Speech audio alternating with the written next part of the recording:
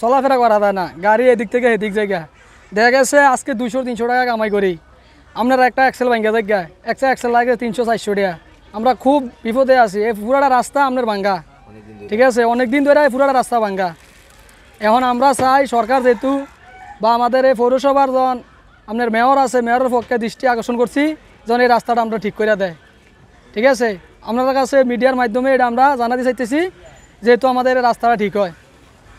এই রাস্তাটা আজকে কতদিন যাবত সংস্কার হচ্ছে না? প্রায় 1-1.5 বছর 2 বছর হইব, ঠিক আছে, 2 বছর হইব এরকম রাস্তা। এটা কোনো কাজ চলতেছে না। পুরাটা রাস্তায় আপনার চান্দিনা থেকে শুরু করে একদম আপনার শ্রীমূর্তুর পর্যন্ত পুরাটা রাস্তা ভাঙ্গা, কাজ হইব করে হইতেছে না। এটা কী কারণ হইতেছে না এটা আমরা জানি না, আমরা তো সাধারণ পাবলিক, ঠিক আছে, আমরা দিনের না দিন খাই। এখন আমরা চাইতেছি যখন এই রাস্তাটা হয়। আপনার নাম কি? আমার নাম মোহাম্মদ মোশাররফ হোসেন। আপনি কি বিক্রি করেন? আমি মাছ বিক্রি করি, পাশাপাশি আম বিক্রি করি।